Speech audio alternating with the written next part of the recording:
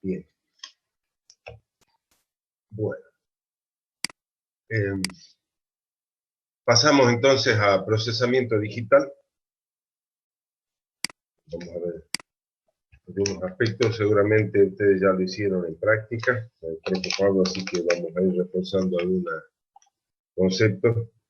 Cualquier duda, por favor, ya saben que me interrumpen. Gracias.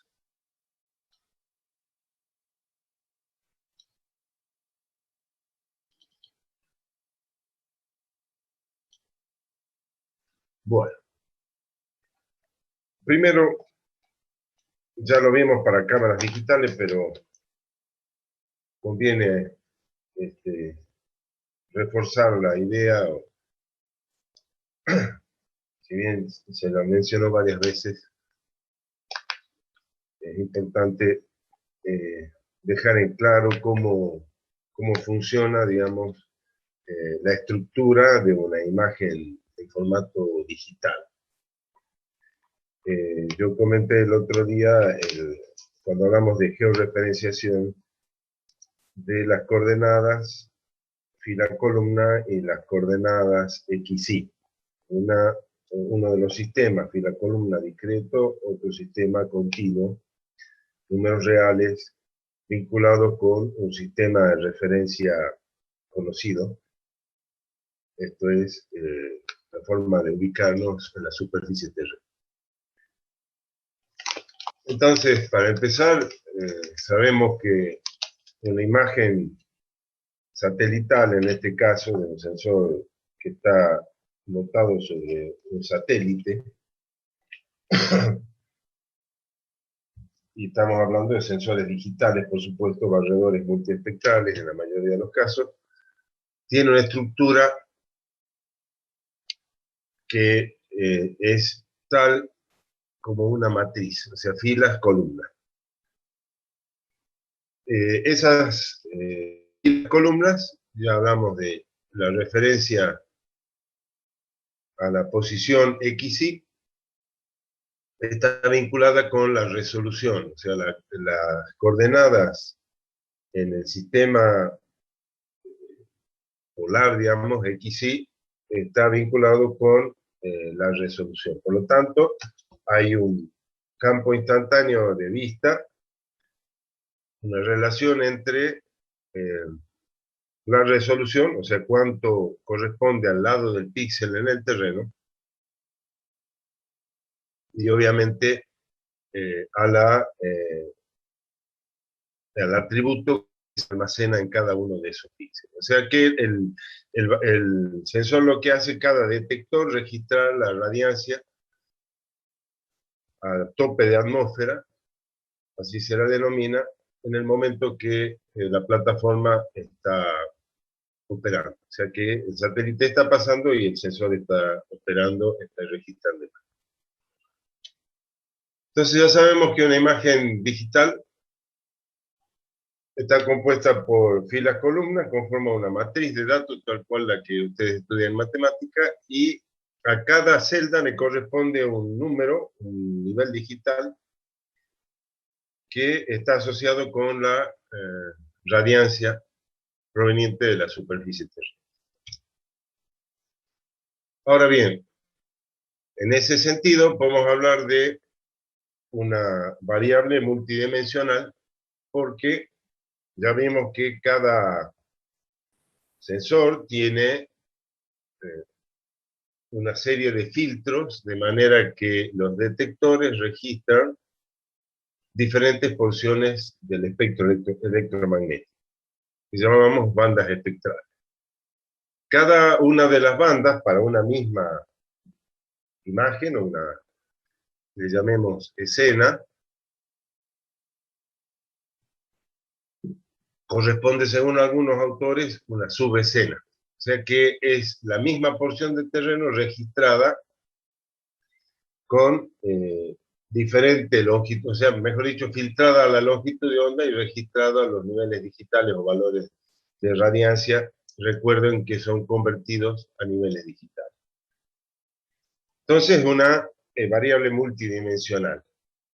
De allí primero, que es importante tener en cuenta algunos aspectos que se diferencian, digamos, que hacen diferente una imagen digital común cualquiera que uno puede obtener con el celular, con la cámara fotográfica digital, o un escáner de escritorio, o cualquier otro sistema que permita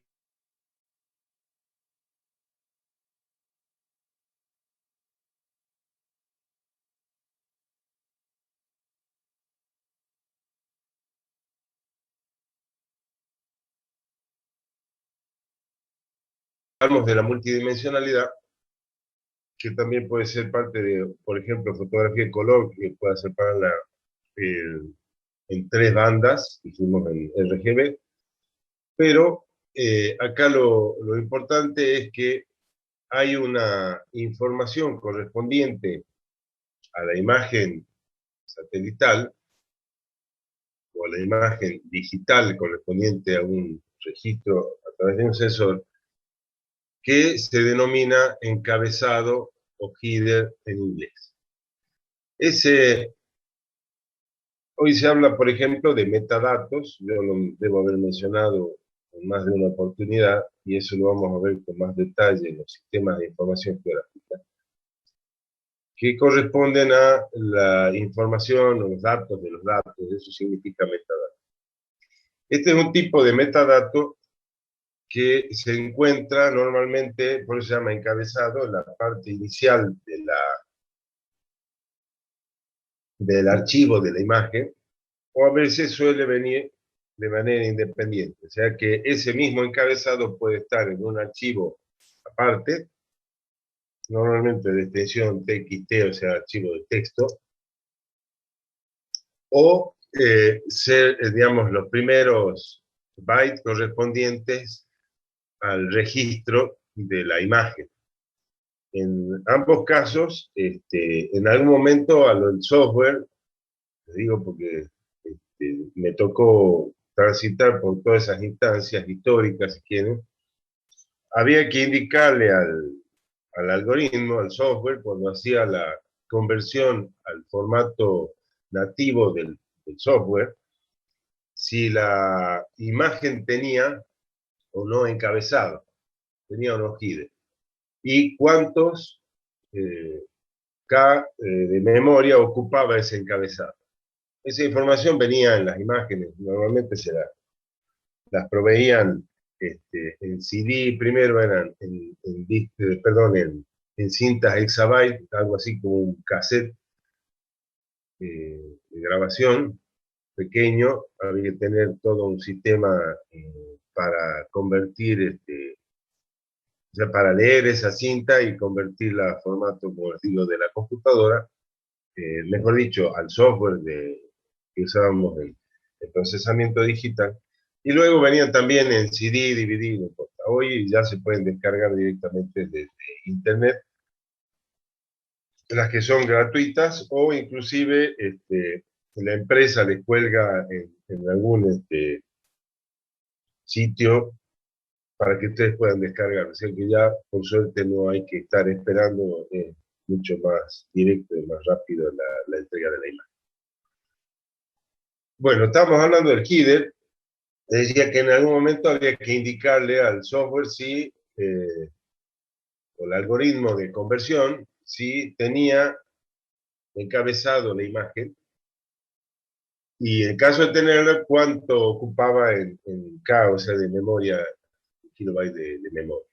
Porque normalmente eran 127 KB de memoria, porque es, como les digo, una información que está en texto. Aquí tenemos un ejemplo de un encabezado, fíjense, bueno, está escrito en inglés, por supuesto, pero lo que importa es que es texto que, así como en algún momento mencioné también la información o los datos que se intercambian entre los navegadores satelitales y los satélites que están orbitando, hablemos por ejemplo de GPS, todo es a través de mensajes, o sea que la el algoritmo está programado para entender y reconocer y encontrar dónde está la información o los datos correspondientes a cada una de los parámetros de la imagen. Acá tenemos, como les digo, uno dice producto,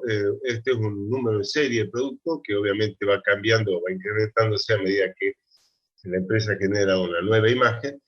El WRS que ya vimos para el caso de Landsat, 230.076, la fecha de adquisición, por supuesto está el año, mes y día, el satélite Landsat 5. Esto es importante porque, bueno, primero año, luego mes, después día, porque se puede organizar cronológicamente mucho más fácil.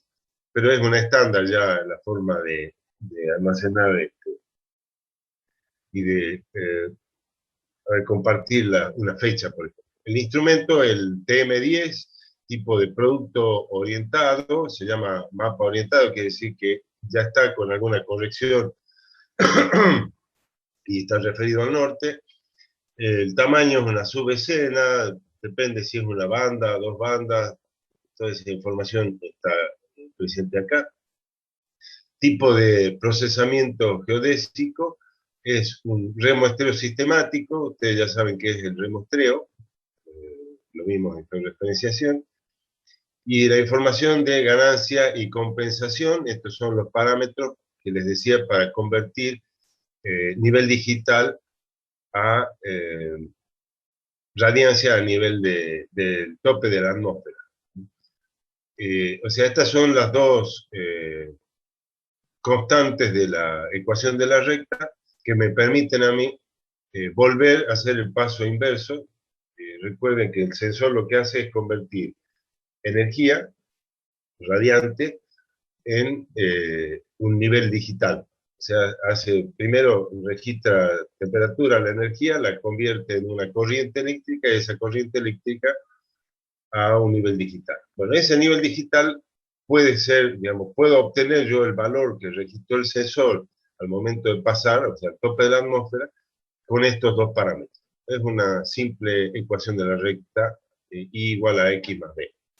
O sea, A y B señalan estos dos parámetros de ganancia y compensación. Ya lo vimos para la fotografía. Bueno, para cada una de las bandas tenemos los dos parámetros de ganancia y compensación. Volumen es, digamos, información de dónde empieza, porque, por ejemplo, en este caso es un encabezado que está por fuera de la imagen. En el caso que tuviese la imagen, ocuparía, como les digo, los primeros K de memoria, KB de memoria. Líneas por volumen, ahí me está diciendo cuántas filas tiene, y los parámetros de proyección, que es transversa Mercator,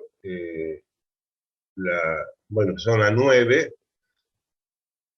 Luego, los parámetros de la proyección, esto es XY, o sea, las coordenadas para cada una de las esquinas.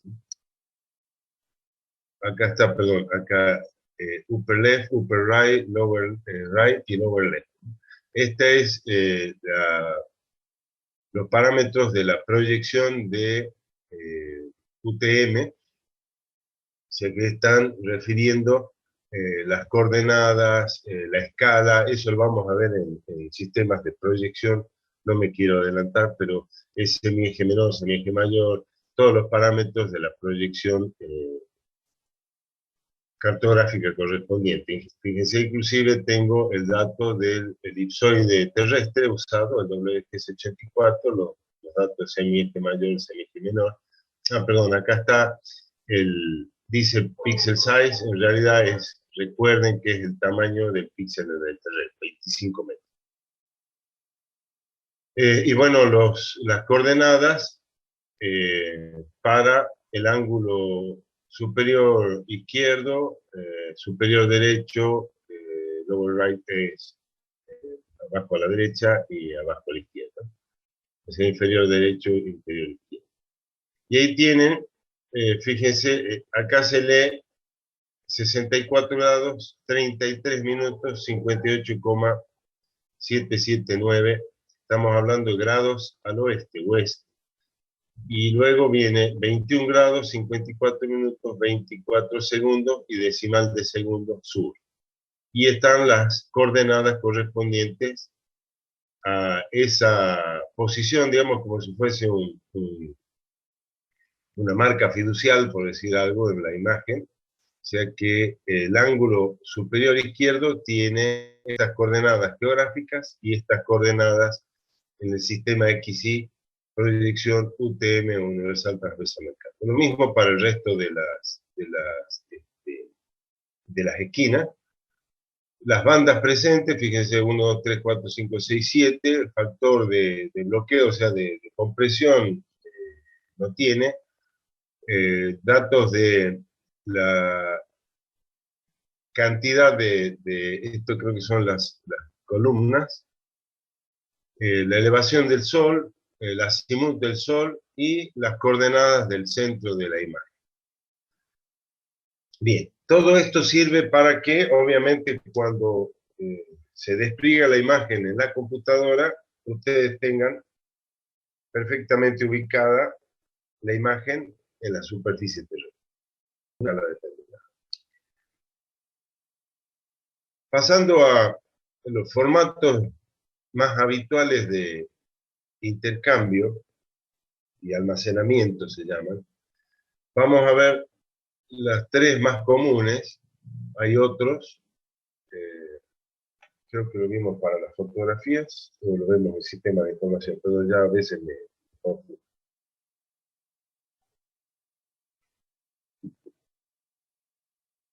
Pero bueno, los más básicos son estos tres sistemas. El primero se llama banda secuencial o BSQ, el segundo banda intercalada por línea o BIL, y el tercero banda intercalada por píxel o bit. Son las siglas simplemente. Entonces, en el primer caso, cada banda, fíjense, azul, verde y rojo, están presentadas un ejemplo de las tres bandas del visible, se almacenan en archivos independientes. Entonces tengo un archivo que se llama banda 1, un archivo que se llama banda 2, un archivo que se llama banda 3. Por supuesto hay, no tan sencillo, normalmente tiene el nombre del satélite, o sea, quiere decir que el nombre del archivo tiene más información solamente, por suerte, ya en el nombre. Recuerden que ahora la cadena de caracteres para un nombre es posible que sea bastante larga sin ningún problema.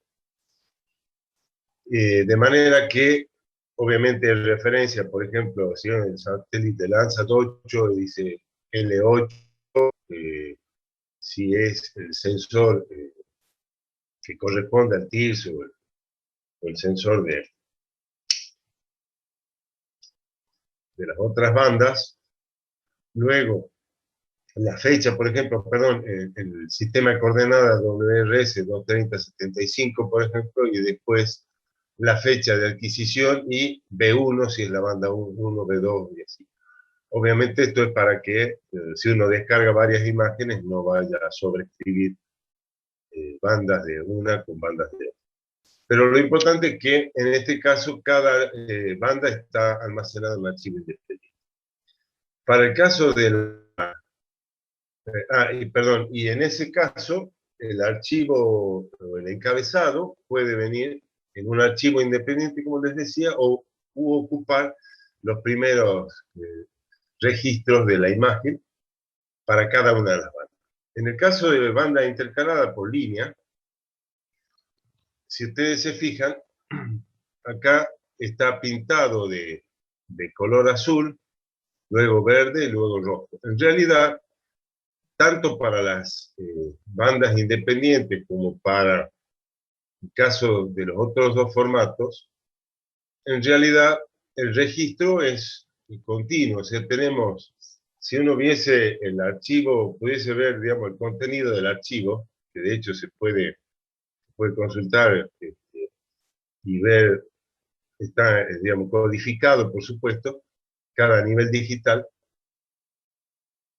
sería un registro continuo, como si fuese una sola tira de datos, ¿no? uno vería pasar por la computadora un montón de códigos correspondientes a los niveles digitales y la otra información. Pero acá está representado de alguna manera que los primeros registros, y esto tenemos, aquí hay un ejemplo de 4x4, una imagen de 4 filas por 4 columnas. Entonces, esta sería la primera fila de la banda 1, los 4 primeros registros, ¿sí? Luego vienen los 4 primeros registros de la banda 2, o sea, la del verde. Luego vienen los 4 primeros registros de la banda 3, en rojo. Luego vienen los segundos registros, o sea, la segunda fila de la banda 1, vuelve a aparecer el azul, la segunda fila de la banda 2, vuelve a aparecer el verde, y la segunda fila de la banda 3, vuelve a aparecer el rojo. Y así sucesivamente. Tercera fila, banda 1, tercera fila, banda 2, tercera fila, banda 3. Por eso se llama banda intercaladas por línea. Y en el otro caso, tenemos banda intercalada por píxel. Acá se lee de izquierda a derecha, como veníamos haciendo, ¿no? O sea, fila 1, columna 1, fila 2, columna 1, fila 3, columna 1, y así sucesivamente. Entonces, si yo leo de izquierda a derecha, tengo el primer píxel de la banda 1, luego el primer píxel de la banda 2, luego el primer píxel de la banda 3. Sigue con el segundo píxel de la banda 1, el segundo de la banda 2, el segundo de la banda 3, el tercero de la banda 1, el tercero de la banda 2, el tercero de la banda 3, y el cuarto de la banda 1, el cuarto de la banda 2 y el cuarto de la banda 3. Por supuesto, esto, como les digo, sigue en un solo registro. Está presentado acá para que se entienda mejor. En estos dos formatos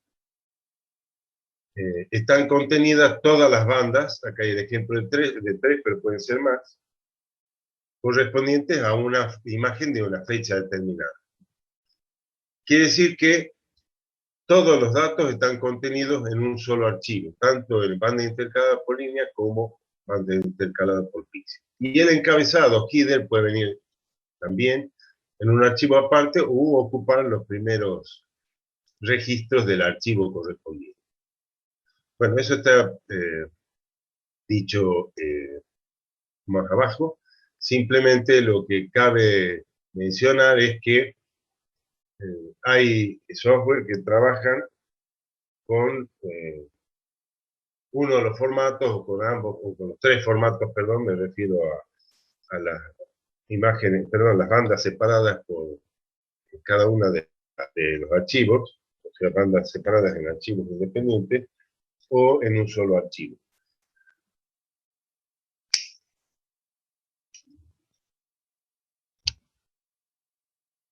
Bueno, equipo de tratamiento digital, perdón, esto luego también puede usarse técnicas de compresión, tanto para los archivos independientes como para los que están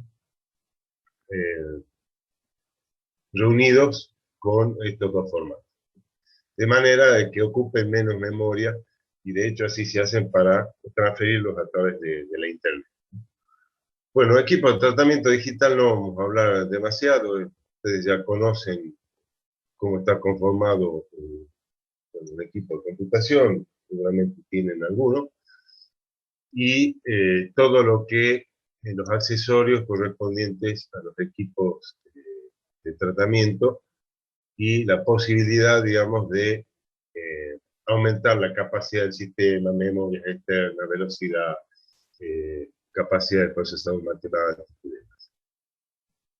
Bien, pasando a procesamiento digital, lo primero que tenemos que mencionar, y dado que se trata de una matriz de datos, es que le corresponden, digamos, todas las operaciones que se pueden hacer con matriz. Todo lo que ustedes vieron de operaciones matriciales en matemáticas son aplicables, obviamente, a las imágenes satelitales que tienen el formato nativo matricial. El primer aspecto que debemos considerar es el famoso histograma.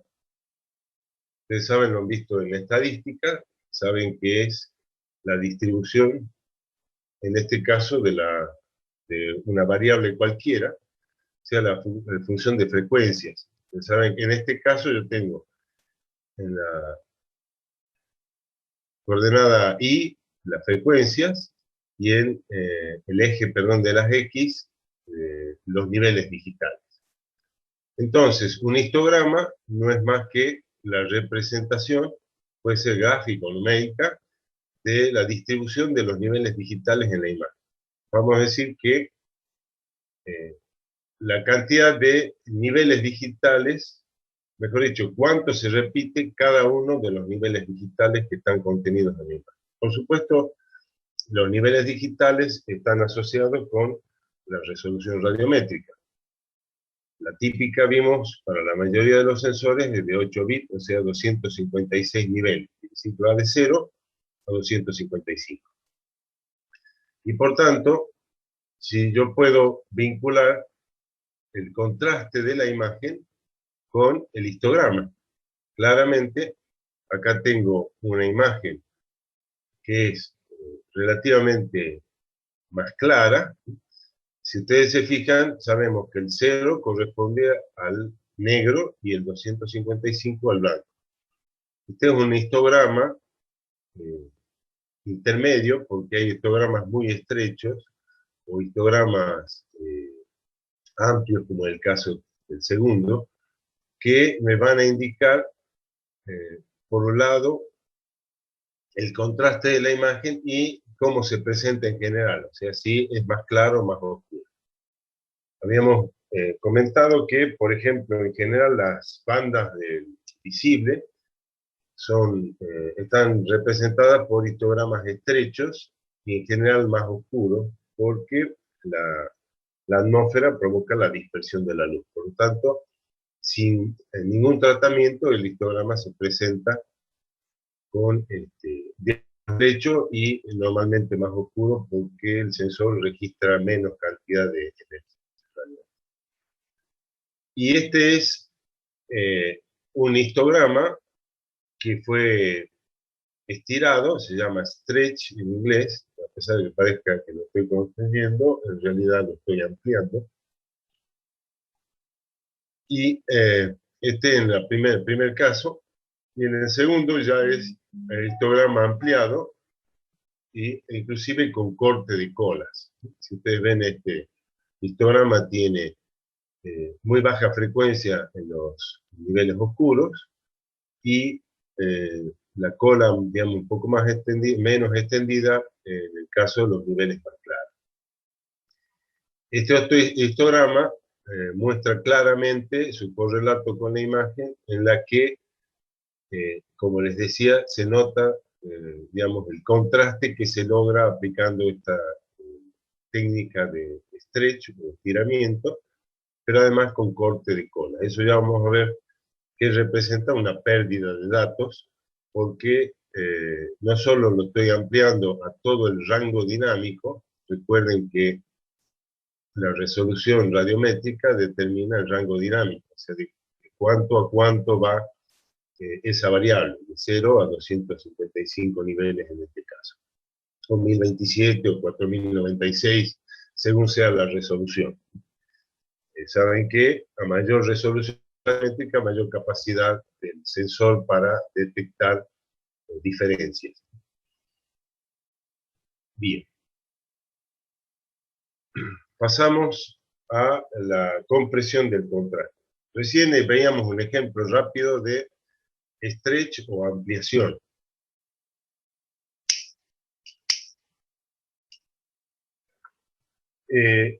Esta compresión del contraste no es, digamos, propia de los sistemas en la actualidad, salvo para algún caso en especial. ¿Qué quiero decir con esto? Que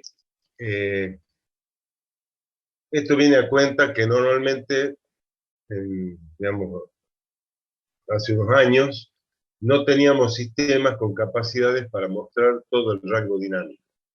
Yo llegué a trabajar con 16 niveles digitales en la pantalla, blanco y negro, sistemas muy viejos, y ya tratábamos imágenes. Entonces, el monitor, para poder desplegar las variaciones de tonos o los niveles digitales, tenía que proceder a hacer esta compresión del contraste, que, digamos, numéricamente se conservaba, pero para poder desplegarlo tenía que hacer una compresión. Esto es, recortar el histograma en la porción con mayor cantidad de datos y lo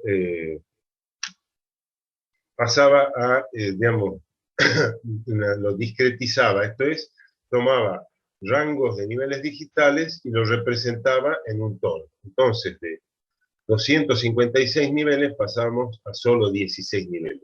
Entonces, solo a los efectos de poder desplegar en el monitor que tenía sus limitaciones. Hoy en día eso se aplica, quiero decir que eso no es el caso de hoy, tenemos monitores con mucho mayor capacidad, inclusive color, que permite mostrar un rango dinámico de 156 y mucho más, hasta 4096 sin ningún problema. Pero esas operaciones ocurren hoy, por ejemplo, cuando yo tengo una imagen de alta resolución radiométrica, el Landsat 8 tiene 12 bits, por ejemplo, de rango dinámico, estamos hablando de 4096, inclusive otros sensores con mayor resolución. Y si yo combino 3 bandas con esa resolución, voy a obtener una cantidad de niveles de color enorme. De manera que el monitor, para poder desplegarlo en color, debe hacer este procedimiento, y en realidad el ojo humano no se va a dar cuenta de que está haciendo este proceso, porque tenemos también una limitación en la cantidad de niveles o de colores que podemos visualizar.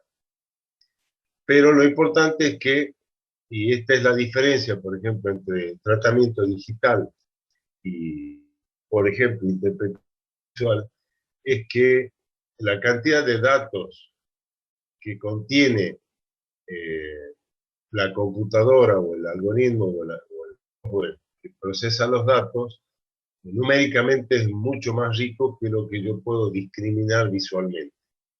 Entonces, la aplicación de métodos de clasificación, por ejemplo, nos va a permitir obtener clases que visualmente no las estamos detectando.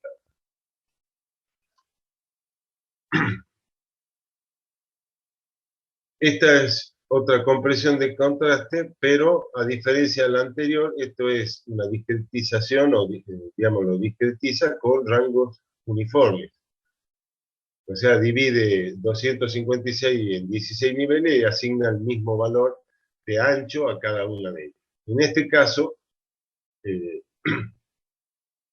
digamos que el ancho de la clase es variada, entonces depende. Fíjense, aquí tenemos una imagen que es bimodal, o sea, tiene 2 modas, y la representación en función de la distribución de los niveles digitales.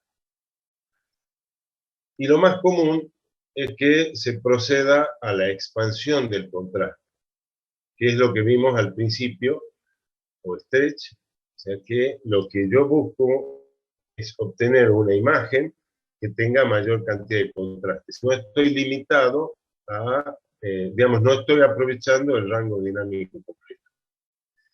Y hay varias técnicas para esa ampliación del histograma, que uno de los casos es el mínimo máximo.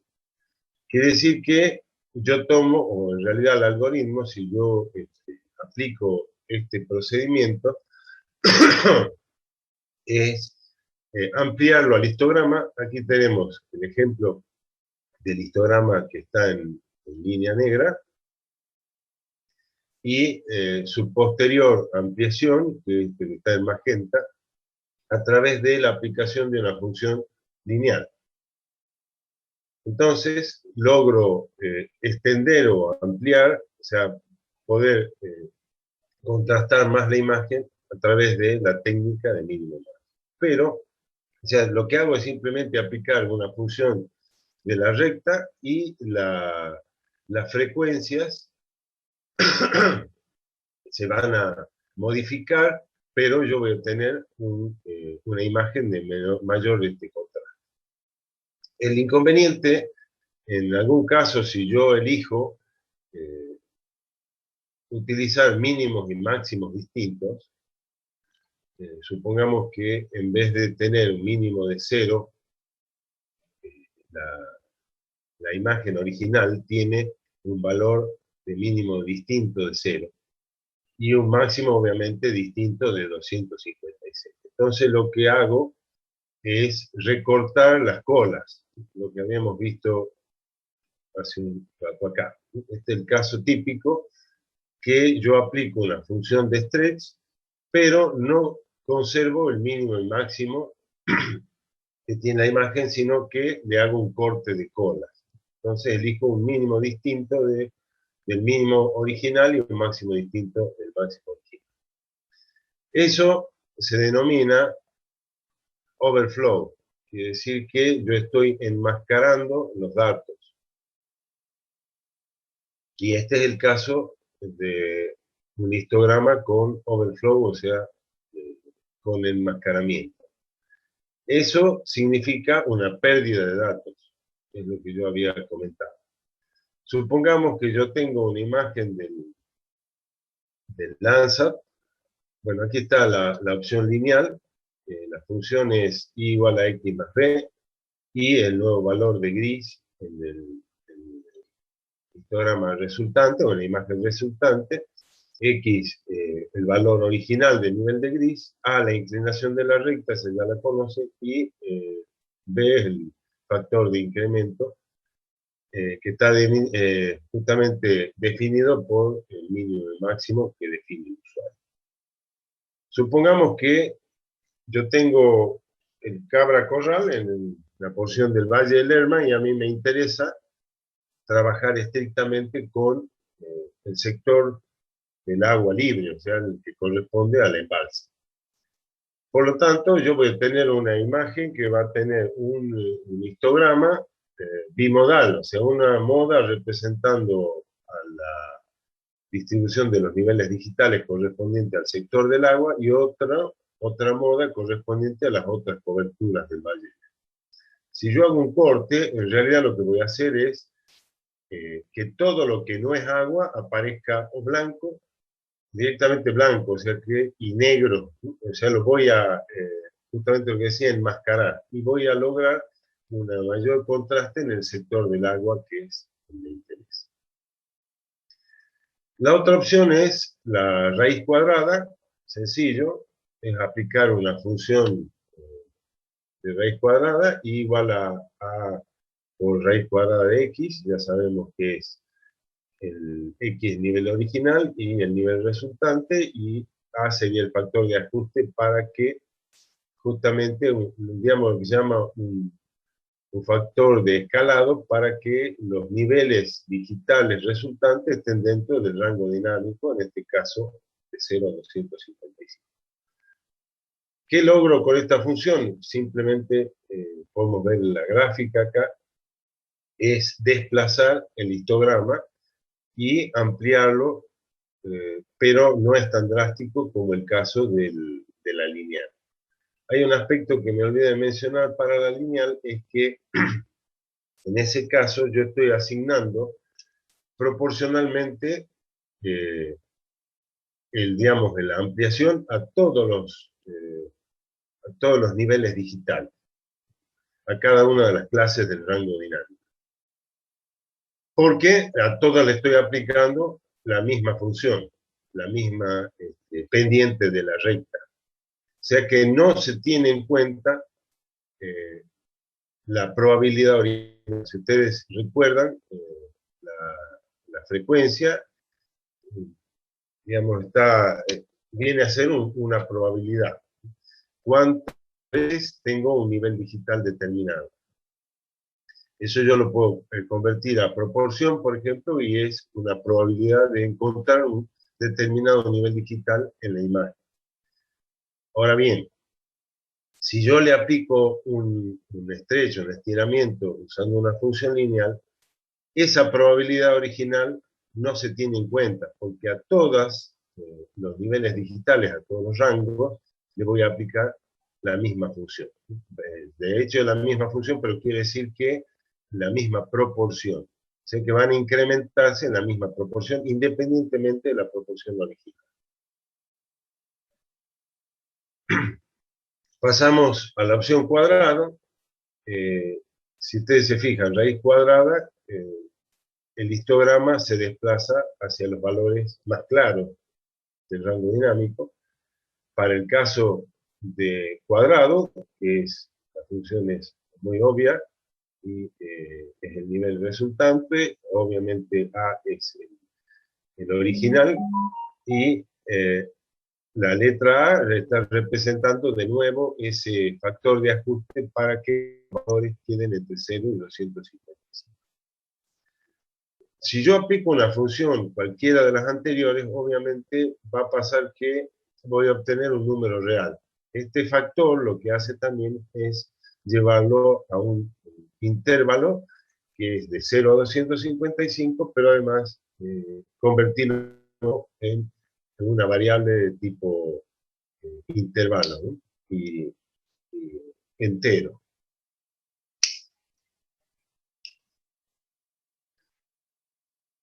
En este caso, lo que hace la función es desplazar el histograma hacia la izquierda. O sea que lo que va a resaltar, digamos, es la cola derecha del histograma.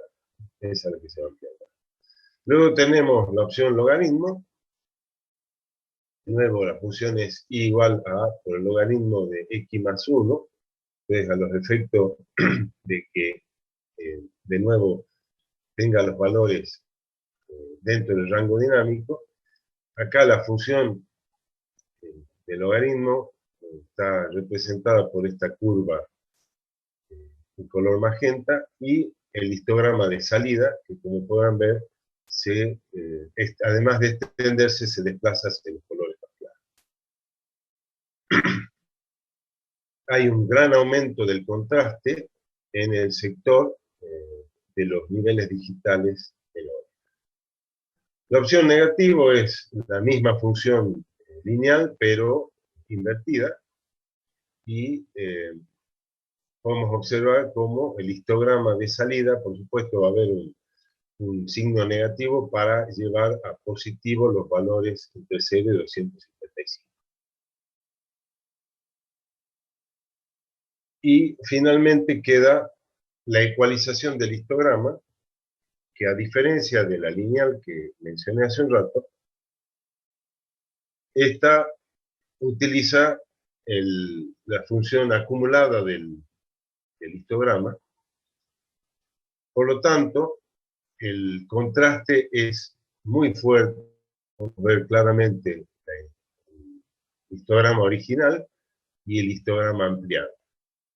Pero en este caso, la ventaja relativa es que cada proporción original se mantiene.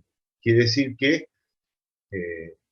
este incremento, esta ampliación del histograma, respeta las proporciones que tenían los niveles digitales originales, ya que usa la frecuencia acumulada.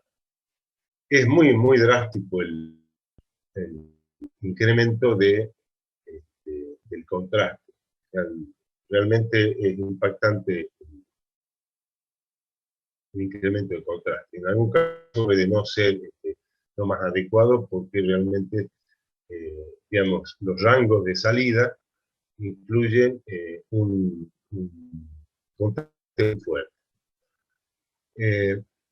La función, por supuesto, es I igual a, esto es la frecuencia acumulada de xi por 255 digamos, dividido la población total, o sea, el número total de píxeles.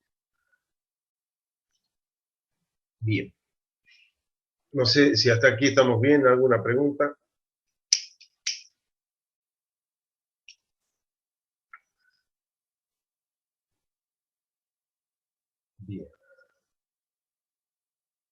pasamos a un concepto que ustedes ya conocen, ya manejan, que se llama entropía.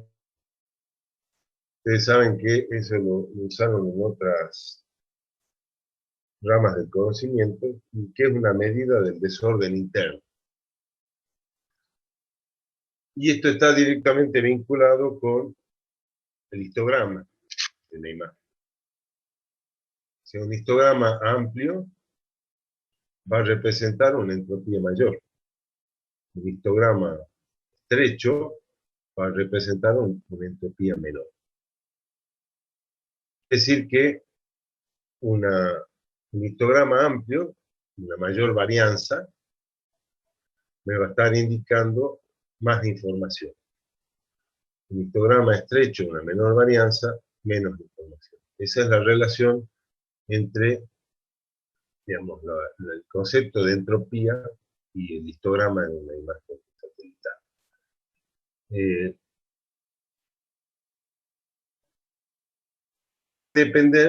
La entropía va a depender de varios factores.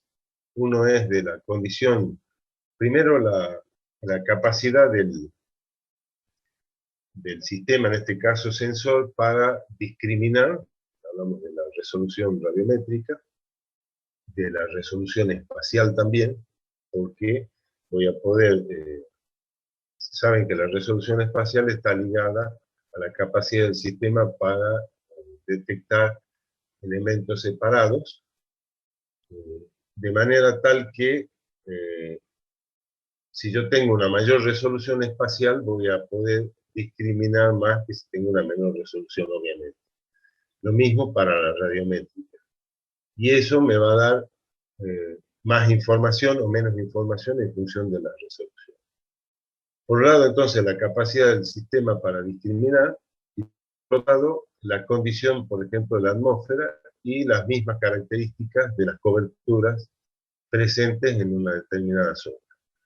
Entonces, no es lo mismo, digamos, la región de la altiplanicie, la Puna, que la región de los valles intermontanos o el Chaco. O sea, naturalmente, el sistema natural, me refiero, tiene una mayor diversidad o menor diversidad. Esto me refiero a las coberturas, que es lo que detecta el sensor. Y la condición de la atmósfera. Si la atmósfera está enrarecida, voy a tener mayor dispersión por parte de la atmósfera, por lo tanto, menor discriminación y menor contraste en la imagen resultante.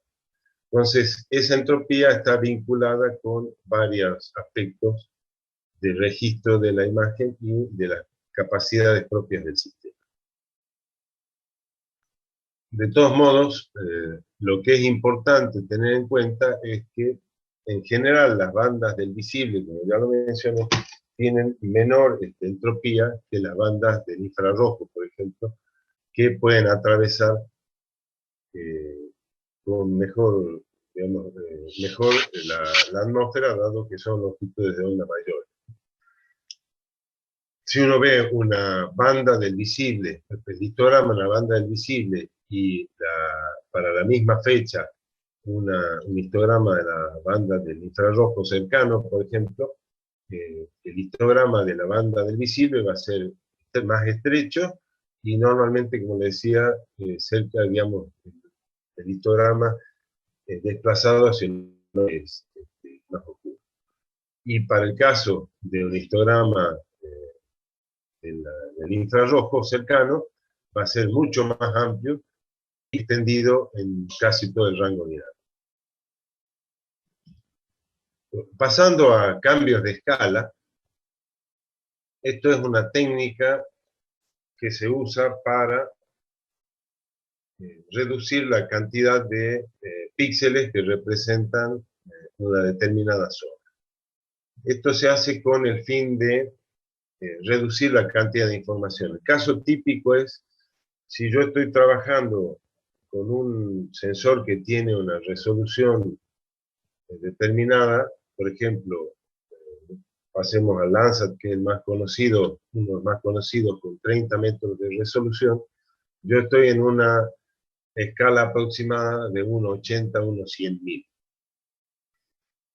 Si lo que pretendo es presentar los datos, la información a una escala 200.000, o sea, mucho más chica, la mitad, o 250.000, 2 veces y medio,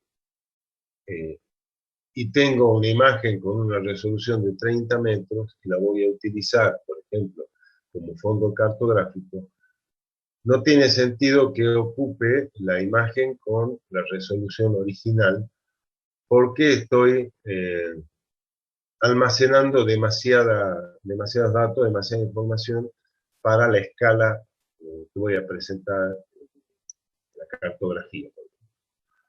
Entonces, lo que se hace normalmente es reducir la cantidad de píxeles, o sea, disminuir la resolución espacial.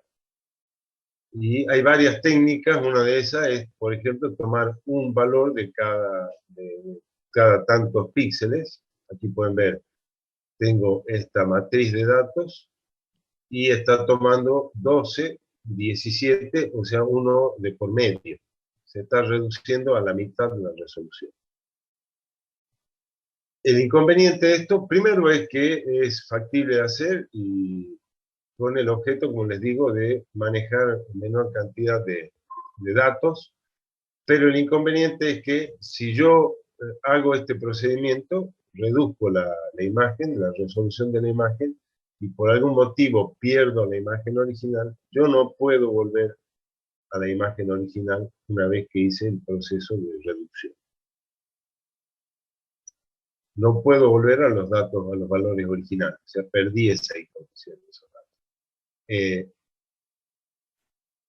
Por parte, tengo la posibilidad de magnificación, o sea, de aumento de la resolución, pero podrán ver que lo que se hace aquí es duplicar, triplicar, cuadruplicar un mismo valor del nivel digital. O sea que es una ampliación ficticia, porque en realidad lo que hay es una repetición de valores.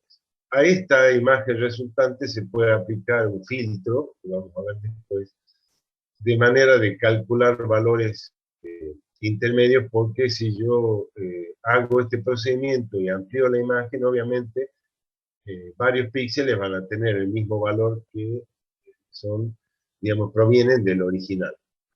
Se pueden aplicar técnicas matemáticas para hacer variar ligeramente los valores entre los píxeles, de manera que no resulte tan monótona, por decirlo. Que sería el caso de este zoom o ampliación interpolada, que es lo que estaba mencionando recién. O sea que, en realidad, el valor resultante de cada nivel digital o el nivel de color que podemos tener en la imagen va a obtenerse a partir de la interpolación entre valores próximos.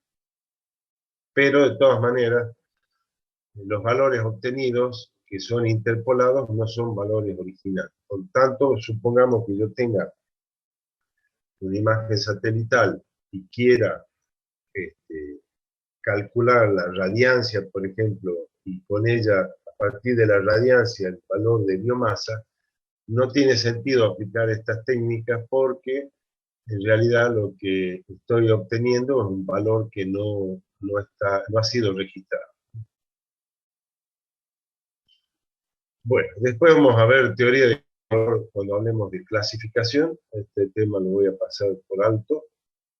Y vamos a ver rápidamente el cociente entre bandas y un ejemplo típico.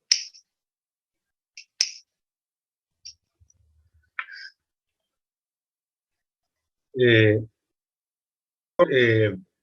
yo les dije que una imagen satelital es una matriz de datos. Por lo tanto, le corresponden todas las operaciones matriciales que ustedes han visto para variables en matemáticas.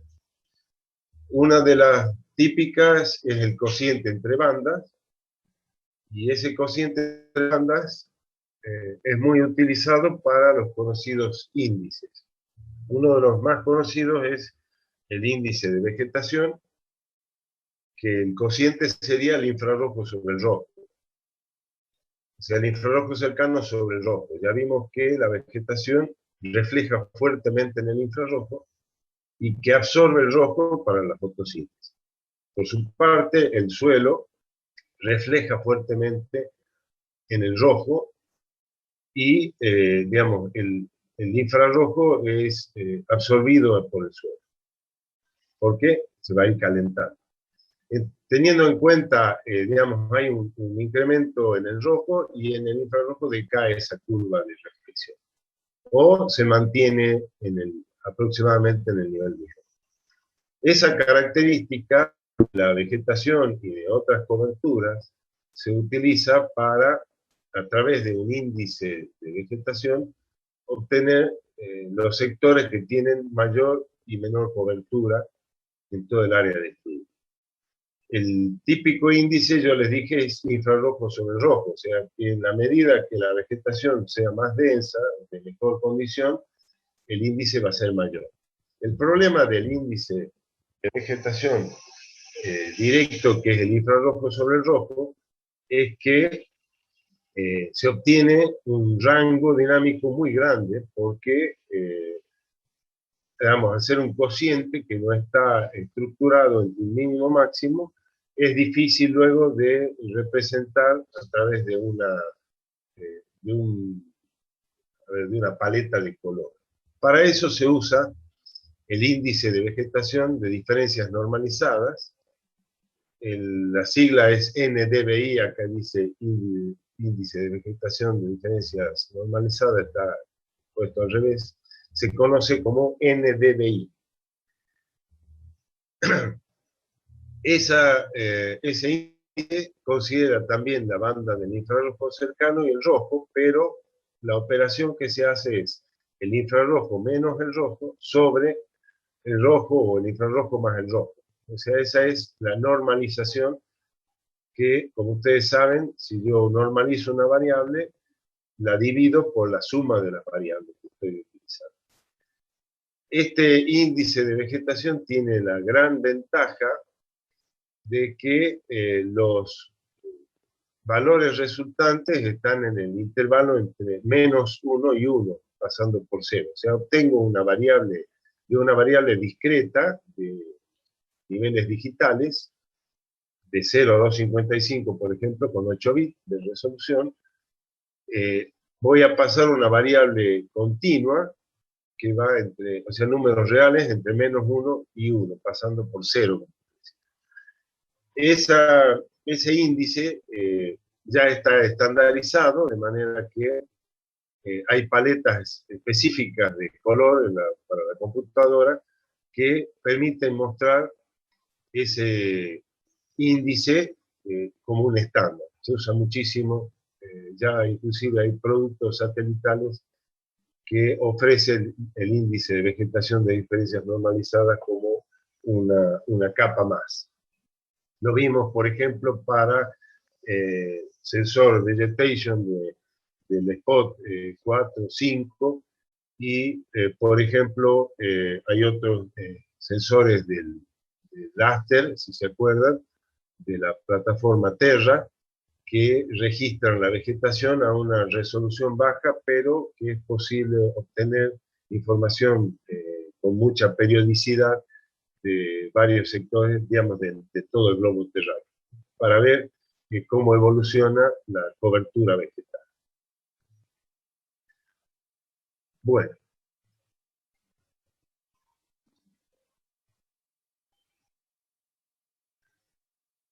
Perdón, no sé si me escuchan bien porque encima están cortando el pasto en casa y bueno, ese ruido de fondo puede ser molesto. Bien, no sé, hasta acá alguna consulta, algo que quieran comentar.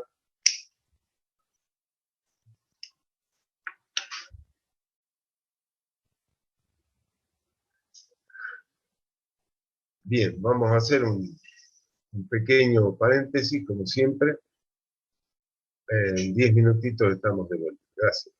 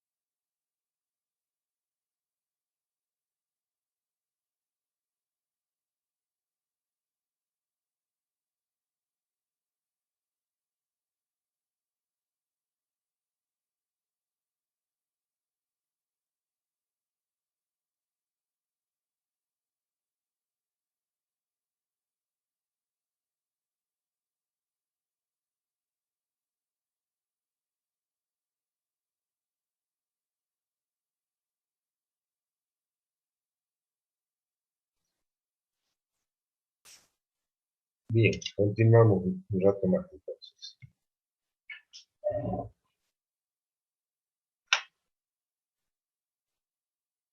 Paso a compartirles la presentación.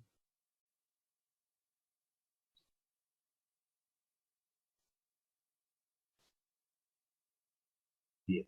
¿Están viendo bien ahí la presentación?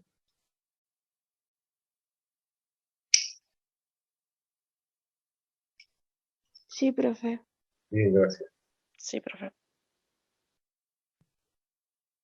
Bueno, habíamos visto entonces los índices de vegetación, hay muchos otros índices, desgraciadamente no podemos verlo en más detalle, pero se pueden inclusive construir, es fácil de aplicar, digamos, todas estas funciones matemáticas sin ningún inconveniente en los software de tratamiento digital de imagen. Dentro de las operaciones están los filtros que se utilizan para resaltar algún rasgo en la, digamos, en la imagen. Estos, o para inclusive suavizar algunos efectos que pueden producir, por ejemplo, cuando veíamos georreferenciación, el problema, digamos, del dentado que se producía al aplicar el remuestreo del vecino más cercano. Entonces, se utilizan matrices que son irregulares en el sentido que tienen cantidad de filas y columnas impares, por ejemplo, 3×3, 5×5, 7×7, 9×9, porque en la operación de la aplicación del algoritmo del filtro calcula el valor a partir del centro de esta matriz, pequeña matriz llamada filtro o kernel, con K. Ese, digamos, ese filtro lo que hace es operar sobre toda la imagen, la va recorriendo y calculando el valor en base al algoritmo que está incluido en la matriz esa de operación. Por ejemplo, se usan filtros de media, de moda, para resaltar, digamos, para suavizar en caso de media, en caso de moda, para resaltar aquellos elementos que son más frecuentes, por ejemplo. Y también se usan otros grupos de filtros conocidos como pasa alto y pasa bajo, que justamente lo que hacen es resaltar aquellos elementos que tienen mayor frecuencia, por eso se llama pasa alto, y pasa bajo para que resalten aquellos elementos que tienen menor frecuencia. También se usan filtros direccionales para resaltar, por ejemplo, en el caso de aplicaciones geológicas, fallas o variaciones del relieve, de manera que en la imagen resultante esos aspectos se ven resaltados, lo mismo para la red de drenaje o para infraestructura. De esa manera se pueden detectar características que no estaban tan visibles o tan, digamos, que no se mostraban en la imagen original.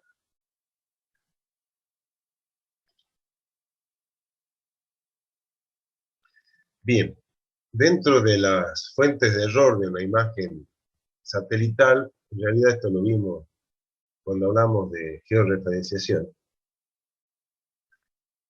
y le corresponde, como ya lo comenté varias veces, a la actitud del satélite, esto es, a medida que el satélite orbita, ocurren pequeños movimientos de la plataforma, variaciones de velocidad y variaciones de altura.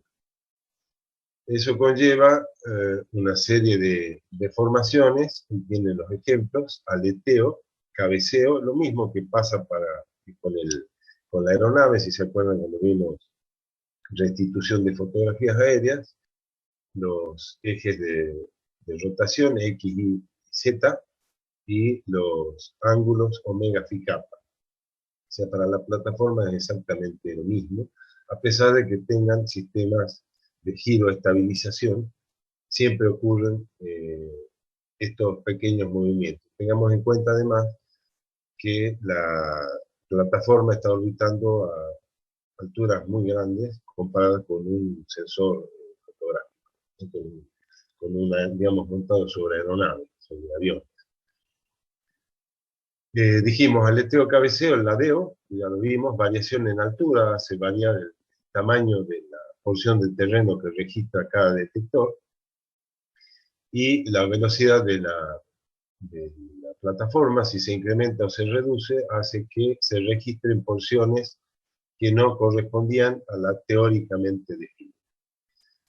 Por otro lado, la conocida distorsión provocada por la rotación terrestre, acá hay un ejemplo para el MSS de Landsat, que lo podemos hacer para cualquier otro sensor, teniendo en cuenta, por ejemplo, el periodo de revolución, o sea, cuánto le lleva al satélite hacer una órbita. Estamos hablando, por ejemplo, para el MSS 103 minutos para los 3 primeros Landsat, 1, 2 y 3.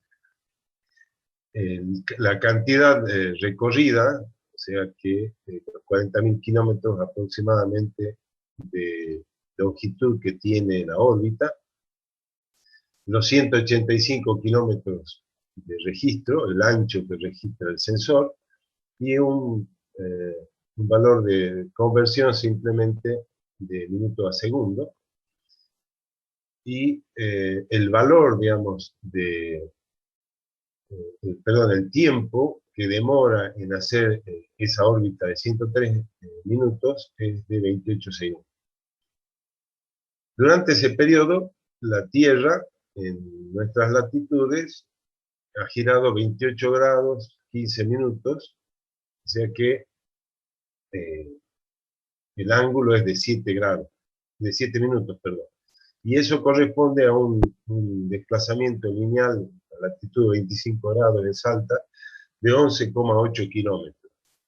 Si eso lo vemos en un esquema, recordarán la típica forma que tiene paralelogramo de la imagen satelital. Aquí tenemos las diferentes pasadas de registro del espejo barredor, y el detalle, digamos, porque aquí tiene 4 detectores por línea de barrido, de manera que si uno hace una ampliación puede ver este dentado al borde de la imagen. Si uno la ve en general, tiene este aspecto de paralelogramo. Y ese es, digamos, esa es la diferencia entre un extremo y otro, son 11,8 kilómetros, desde que el sensor comenzó a registrar en una posición y termina de registrar, por ejemplo, a los 185 kilómetros, que corresponde al mismo largo que ancho. Otra distorsión es de oblicuidad debido al tiempo de barrido.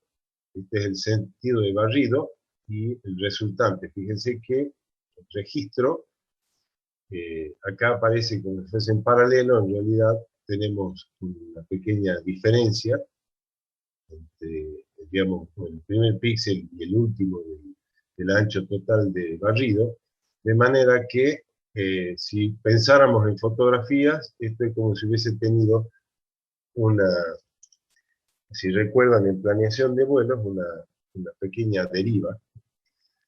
Todas esas condiciones, digamos, son consideradas, por supuesto, y corregidas para obtener una imagen completa y con la geometría correcta. Otro, la distorsión de aspecto. Este es el caso de, por ejemplo, un incremento de la velocidad de la plataforma en el momento de registro. Cada uno de estos serían los píxeles o mejor dicho, los detectores que llevados a la porción de terreno está representando una superposición de porciones de terreno, muy similar a lo que vimos para la fotografía. Este es el caso de los 79 metros de la resolución que tenía MSS. Para el otro caso son 30 metros, 15 metros según la resolución espacial. Lo mismo para la distorsión panorámica, que esta es típica, por ejemplo, del spot, que tiene, si recuerdan, la mira vertical y la mira lateral, y es posible calcular, digamos, dimos un valor cuando hablábamos de spot. El ancho de registro típico de spot con la mira vertical es de 60 kilómetros, dado que tiene la cantidad de detectores en función de la resolución, registra ese ancho de barrido. Pero se utiliza la mira lateral para reducir el tiempo de revisita o además para obtener imágenes estereoscópicas. Ese ancho nominal de 60 kilómetros, digamos, en la mira ampliada, llega aproximadamente a 80 kilómetros. Eso representa una deformación en la imagen resultante. Pero eso se corrige luego por, digamos, parámetros de fotogrametría que ya vimos. Lo mismo pasa para la distorsión provocada por la curvatura terrestre. Estamos hablando de satélites, por ejemplo, los geoestacionarios, que registran el clima, y podemos ver que cuando el satélite registra una porción extendida, tiene el efecto ya de la curvatura. Y otras distorsiones están relacionadas, por ejemplo, con el fallo de un detector en un determinado momento, que hace que se pierdan líneas completas de barrido o alguna porción de línea, y eso se usan algoritmos para calcular los valores, digamos, aquellos valores fallidos, utilizando, por ejemplo, los valores de la fila superior e inferior, de manera que se pueden cubrir con datos aquellos sectores que tuvieron un fallo. Otro caso es la descoordinación entre los detectores, que hacen que la imagen presente un barrido distinto, o sea, diferentes filas de barrido con diferentes tonalidades. Todo eso, por supuesto, se hace un seguimiento de tierra, y cuando empieza a haber fallos en la calibración de los detectores, se vuelven a calibrar y homogeneizar los valores para obtener una imagen como corresponde. Y bueno, las distorsiones provocadas por la atmósfera, que ya hicimos mención en varias oportunidades, que en este caso lo que se hace es la corrección atmosférica. Hay varios métodos. Por ejemplo, uno de los más conocidos es el de Chávez, que aplica una serie de correcciones en función de la condición media del día en que pasó el satélite. Hay otras correcciones con mayor, digamos, detalle, que es en función de parámetros medidos directamente en la superficie terrestre y el correspondiente valor medido a nivel de detector al tope de la atmósfera. Esa es, por ejemplo, la corrección atmosférica para obtener datos de radiancia, como si el sensor estuviese midiendo directamente sobre, digamos, a nivel de la superficie terrestre, considerando que hay una capa de atmósfera que dispersa la energía que llega al detector a, por ejemplo, 800 kilómetros, 700 kilómetros de altura a la que está orbitando el satélite.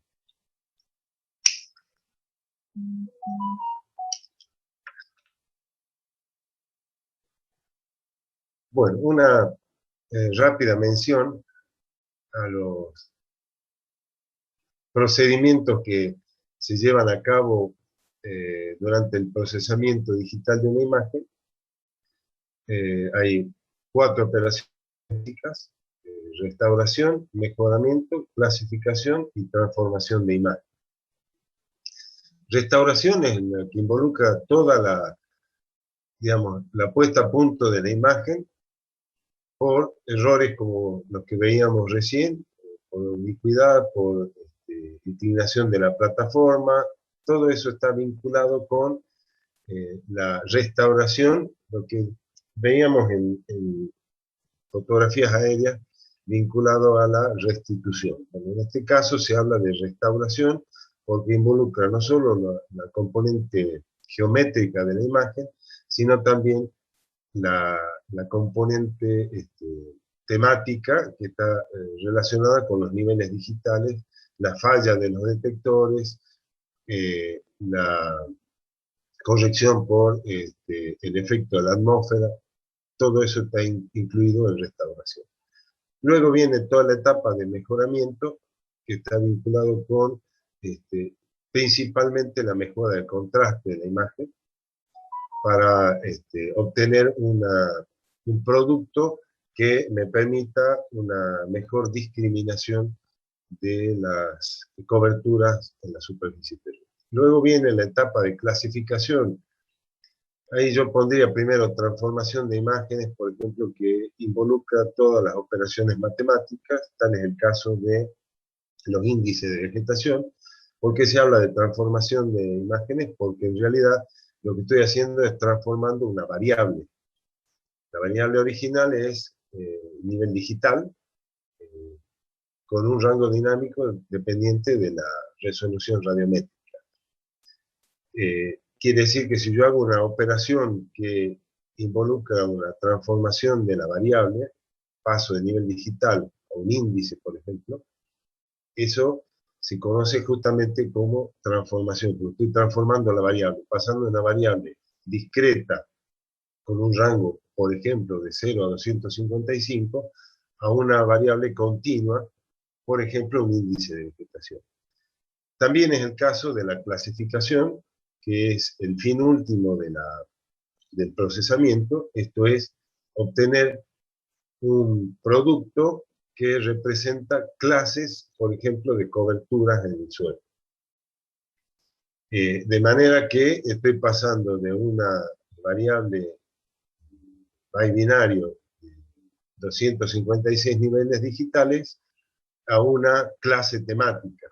Cada clase, con un número entero, representa un tipo, por ejemplo, de cobertura. Y para ahí es importante ya, por supuesto, la leyenda para entender qué representa cada uno de esos números en la capa temática obtenida. También es un tipo de transformación. Por eso se habla de clasificación y transformación de imagen. Bueno, esto es, lo vimos en georreferenciación, el mejoramiento de imágenes, lo que vimos hasta recién de la mejora del contraste, y dentro de la mejora del contraste nos vamos a referir rápidamente a la composición color. O sea, dentro del grupo de tratamiento correspondiente a la mejora de imagen, que habíamos visto, por ejemplo, ampliación del histograma, o sea, la mejora del contraste aplicando alguna de las técnicas de ampliación, está también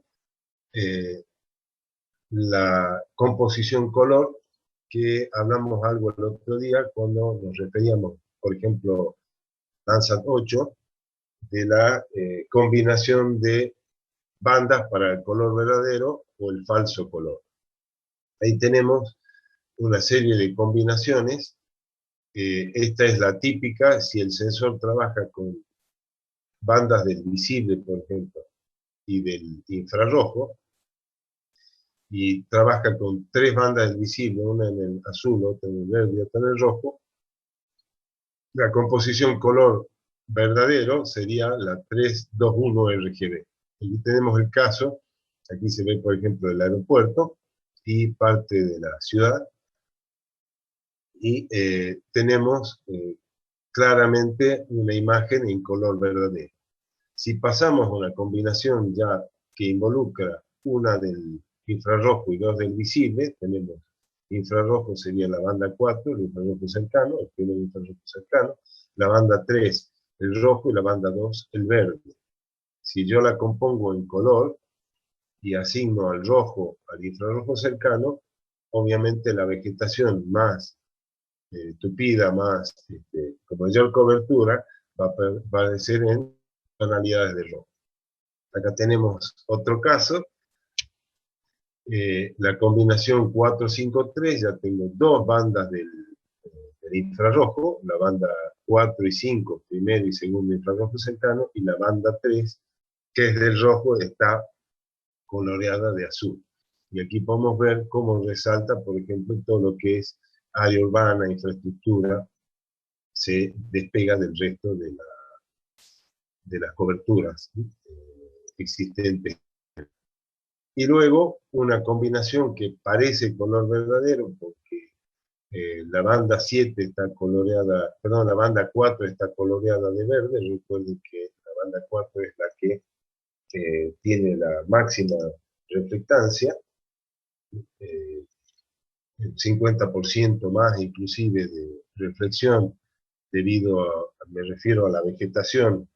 Recuerden el parénquima y la empalizada, que produce una fuerte reflexión, y por tanto, esta combinación, esta composición color parece una verdadera porque la vegetación aparece en verde, pero en realidad es falso color porque está utilizando dos bandas del infrarrojo, la banda 7, estamos hablando de 5 o 7, por ejemplo, que la banda 7 es el infrarrojo medio, banda 4 primer infrarrojo cercano, y banda 2, que corresponde al verde, está coloreada de azul. Se destaca también la infraestructura, toda el área urbanizada, y sectores con vegetación, las diferentes tonalidades de verde que corresponden a la cobertura vegetal. Y luego pasaríamos ya a clasificación de imágenes, que vamos a verlo en otra presentación. A ver, un momento, voy a cerrar esa y voy a abrir la siguiente.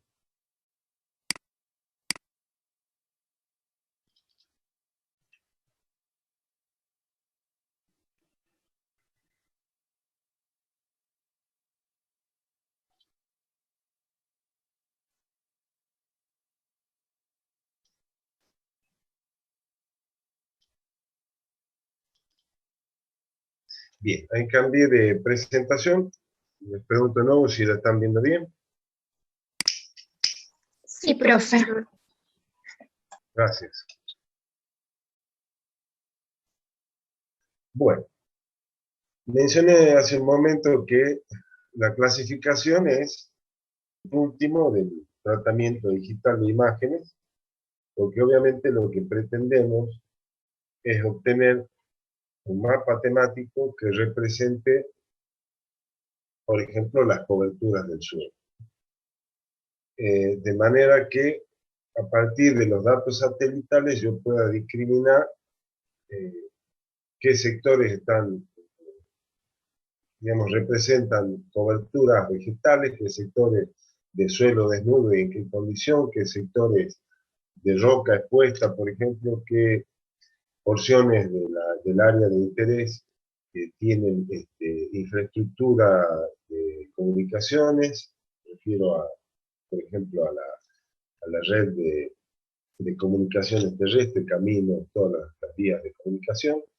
Lo mismo para el caso de áreas urbanizadas, y otro tipo de infraestructura podría ser, veíamos recién, un aeropuerto, pueden ser puentes, o inclusive la red de drenaje, utilizando combinaciones con modelos digitales de elevación, pero esos son procesos posteriores. Entonces, el proceso de clasificación, lo importante es que conduce a la obtención de un mapa temático que nos permita una fácil interpretación. O sea, cada una de esas zonas o clases van a estar, digamos, asociadas a un agrupamiento de celdas que tienen el mismo valor como capa temática, y que los niveles digitales registrados en cada una de las bandas obviamente tienen que ser similares. Entonces, la clasificación es un grupo de métodos automáticos que permite la, dijimos, transformación de los niveles digitales a valores temáticos con un determinado significado.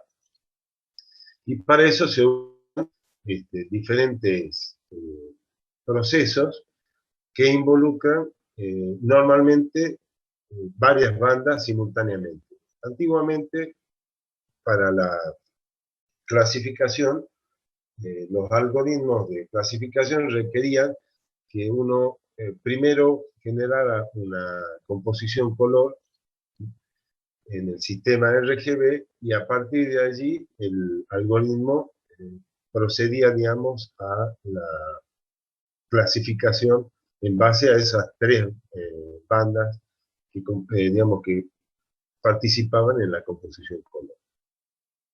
Con, obviamente, el desarrollo de algoritmos más sofisticados, de computadoras con mayor capacidad y demás, hoy es posible clasificaciones involucrando varias bandas, no solo tres que eran parte de la composición color.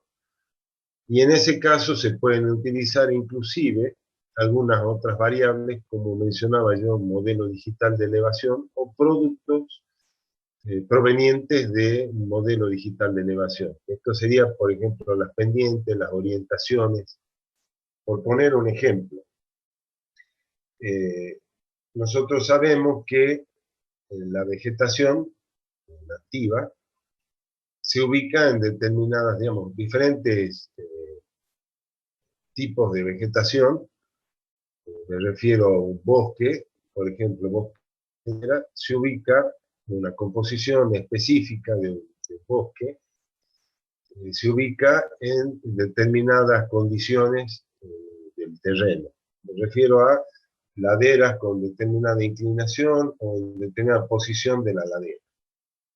Lo mismo para el caso de la orientación de la ladera. Una cosa es que la ladera mire al norte o que mire al sur, o sea, la ladera solana, la ladera umbría. En base a todas esas consideraciones, uno puede tener en cuenta otras variables como las que mencionaba recién, orientaciones del relieve, pendiente. Por ejemplo, sabemos que en el Valle del Lerma hay coberturas de bosque de ladera y hay cobertura de bosque de fondo de valle, o sea que ocupa un terreno con menor variación de pendiente. Considerando, como les decía, todos esos aspectos, es posible utilizar otras variables para la clasificación. Pero en principio, vamos a decir que lo que necesitamos es disponer de las bandas de un sensor en una determinada fecha del año que me permita discriminar con mayor, digamos, mayor capacidad aquel tipo de cobertura que me interesa discriminar.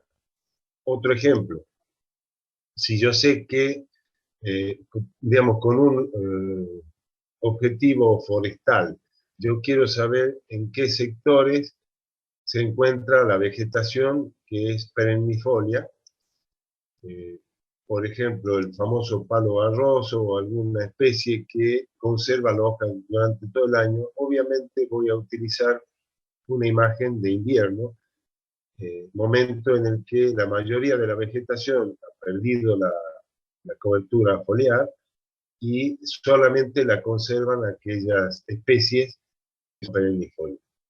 Todas las eugenias, acroeugenias, los géneros que ustedes conocen ya de vegetación perenne. Por el contrario, si yo quiero detectar, digamos, la cobertura cuando tiene su máxima expresión, utilizaré obviamente imágenes de verano o haré combinaciones para hacer el seguimiento, por ejemplo, un estudio multitemporal de la condición de la vegetación, para detectar inclusive si hay aprovechamientos que no han sido declarados.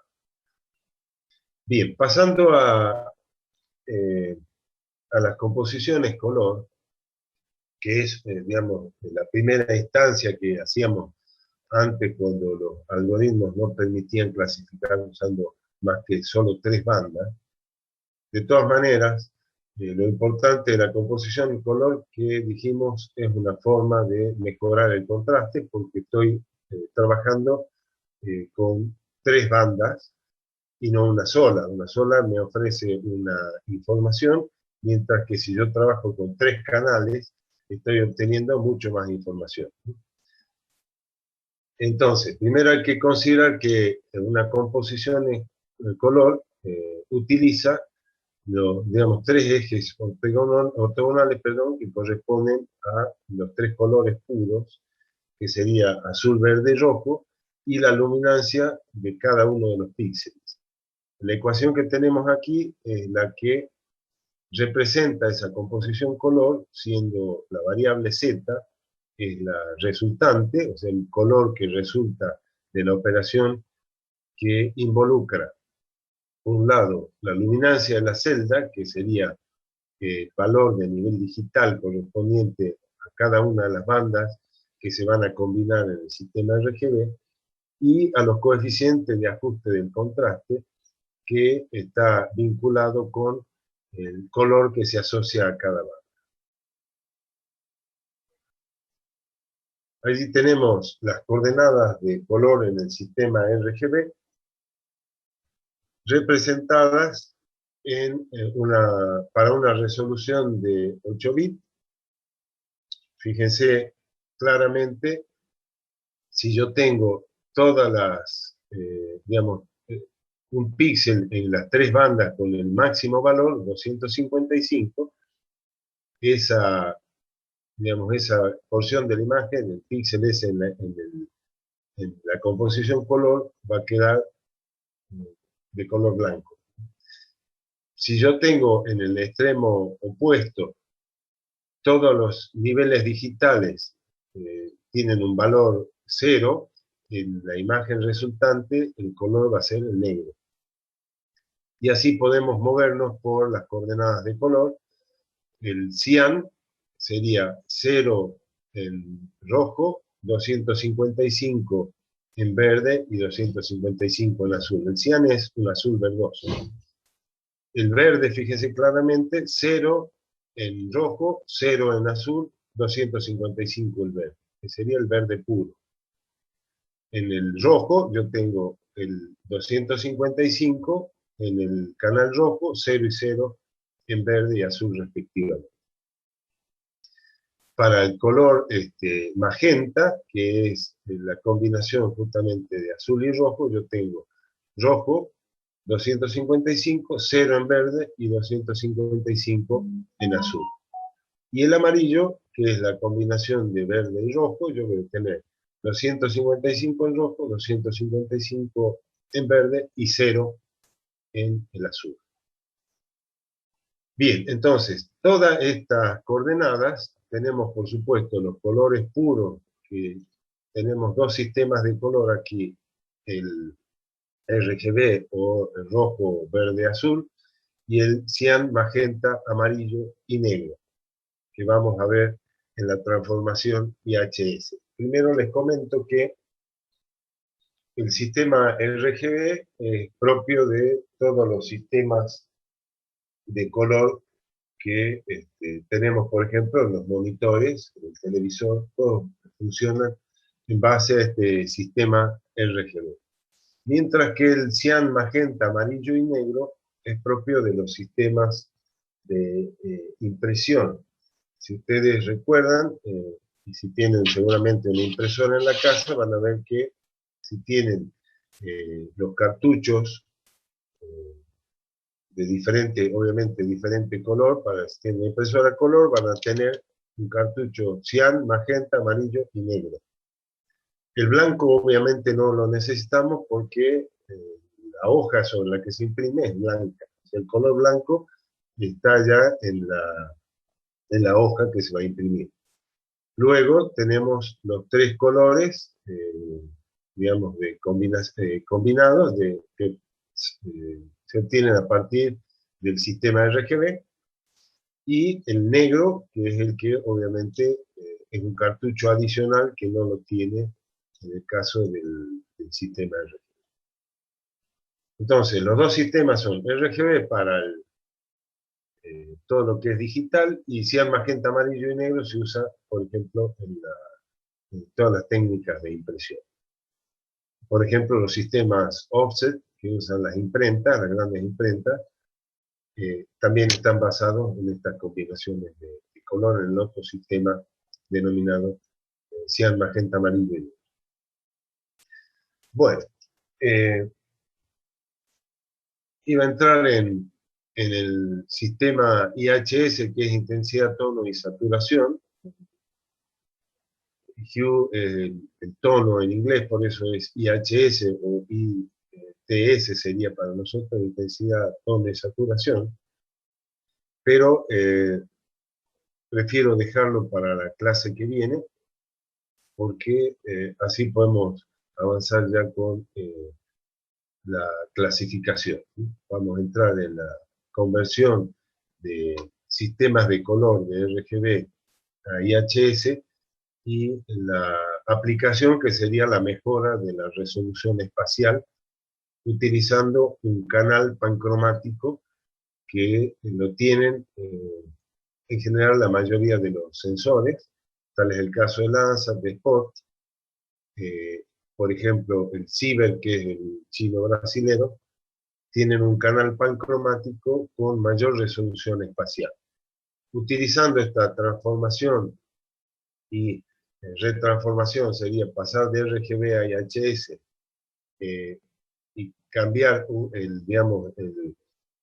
de los componentes de color por la imagen pancromática de alta resolución, y volviendo a la composición RGB original, podemos mejorar la resolución espacial, lo que vimos en Pan Sharpen, si se acuerdan de las cámaras digitales, que es un producto que ofrecen, ya el sensor, en el momento que se obtienen las imágenes en color, y con el canal pancromático de mayor resolución es posible mejorar la resolución de color. Recuerden que se pierde resolución espacial al registrar color porque se utiliza la matriz de Bayer para registrar los tres colores con, los diferentes detectores, y se pierde resolución espacial,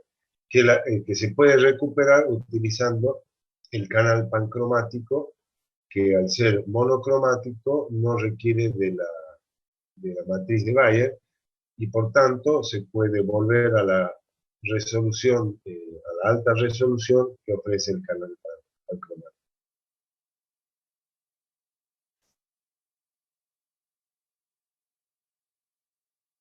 Bueno, entonces, si quieren aprovechar para alguna consulta.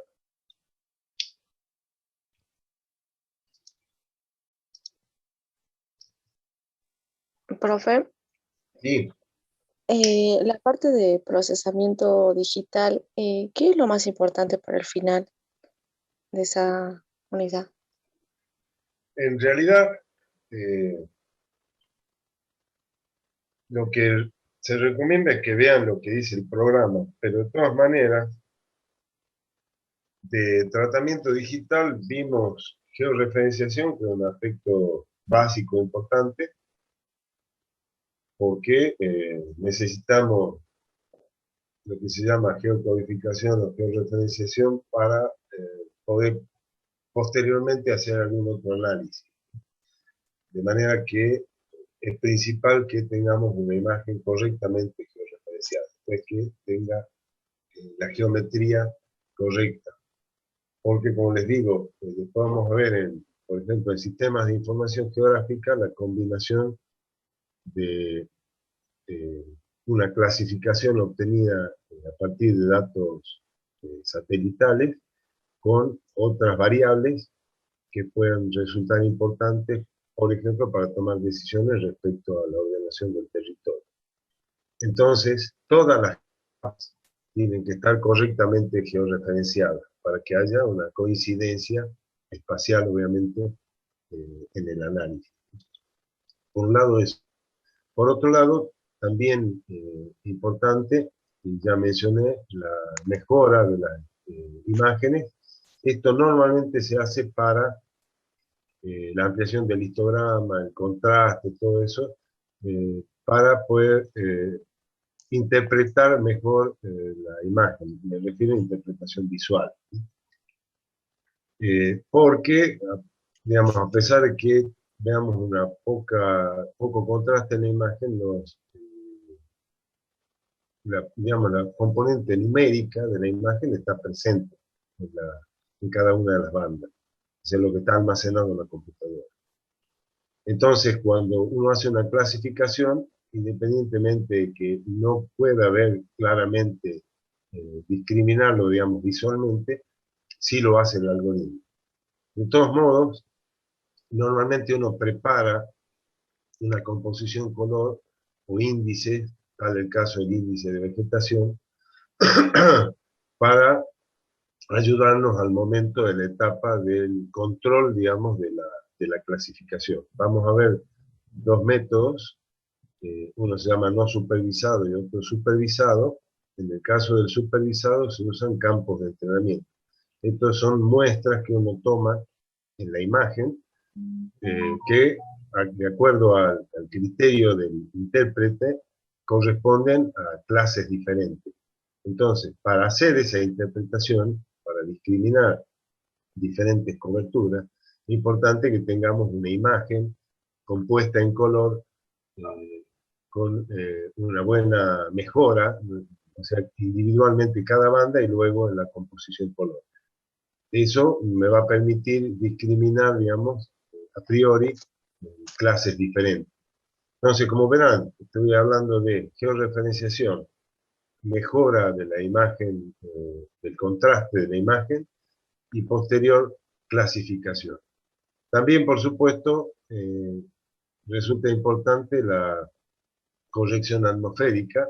No sé si lo vieron en la práctica, pero importante porque de esa manera podemos obtener, por ejemplo, datos de un parámetro físico como es la biomasa. Ujú. Muy bien, profe, gracias. No, por favor. Bueno, no sé, ¿alguna otra pregunta? Si no, nos vemos el viernes en la clase teórica. Y recuerden que el martes de la semana que viene tenemos el segundo parcial. Obviamente va a entrar en el segundo parcial todo lo que vieron en la teoría y también en la práctica. Así que por favor repasen lo que vieron en la práctica y lo que voy a dar hasta el viernes, inclusive entre el parcial del día martes. Profe, ¿la modalidad va a ser la misma del parcial? Sí, normalmente es múltiple alternativa. Siempre es importante tener los conceptos claros porque de esa manera van a poder elegir la opción correcta. Una recomendación, más allá de pasar, de aprobar los parciales, recuerden que luego viene el final de la materia. Tienen que rendir el examen final. Entonces, para este y para cualquier otra asignatura, siempre es recomendable que hagan el cursado de la mejor manera. Esto es, traten de aprovechar todo lo que se da en la teoría y en la práctica, porque después tienen que rendir el examen final. Y por favor, no dejen pasar el tiempo, porque tenemos casos de estudiantes, no solo en recursos naturales, en geología, que me toca tomar exámenes también, que se olvidan y tienen que repasar la materia y fracasan varias veces hasta que se ponen a tono. Nada es imposible, somos todos personas con inteligencia, así que no hay motivo para que no aprueben la materia. El problema es que si la dejan pasar el tiempo, se olvidan y cada vez resulta más difícil retomar los conceptos que vieron. Aprovechen que cursaron la materia, que hicieron los prácticos, que asistieron a la teoría, que tienen más o menos fresco, y traten de rendirla lo antes posible.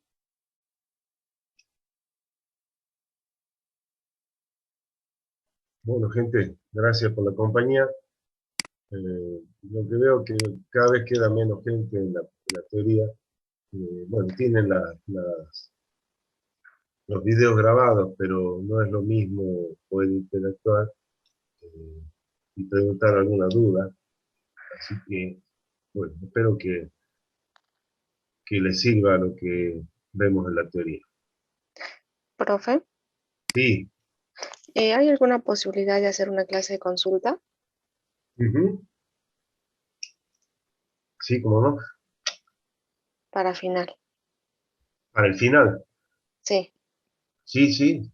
eh, si me mandas, por favor, un correo, ya vemos. No digo esta semana, porque el examen es dentro de 2 semanas, ¿no? sí. Bien. La semana que viene podemos coordinar un horario. Ya hay posibilidad de que asistan a la universidad, pero si no, lo hacemos a través de alguna de estas plataformas, no hay ningún problema. Lo que sí les voy a pedir es que traten de reunirse ustedes.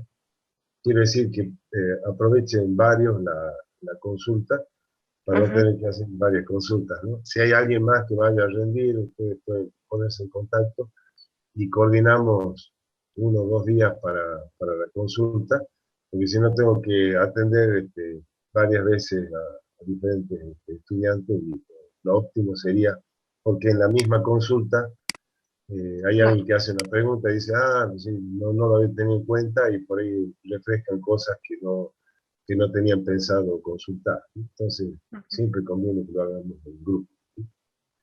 Pero si no hay Mm, problema, si me mandas un correo, por favor, que ustedes tienen, a mi correo sí, y sí, ahí sí, yo la vi, coordinamos. profe. Habían Perfecto. varios chicos que querían consulta, así que por eso quedé en preguntarle para ver si podíamos coordinar un día. Sí, sí, sí, cómo no, con todo gusto. Me dicen, me mandan un correo y yo veo, de acuerdo a porque tengo reuniones normalmente a la mañana, es más movida el tema en la facultad y en la universidad, así que normalmente va a ser a la tarde, ¿no? Eh, por ejemplo, hoy es martes, ayer teníamos examen, 3 inscriptos y no se presentó nadie. Bueno, lamento que a veces no lleguen con los tiempos, pero hagan el esfuerzo y traten de rendir las materias e ir avanzando en la carrera. Bueno, Bueno, profe, yo le estoy escribiendo entonces un correo. perfecto, así yo te contesto y coordinamos fecha y horario, con todo gusto. Bueno, muchas gracias, profe. No, a ustedes, que tengan una linda jornada. Chao, hasta Chao, luego. profe. Hasta luego.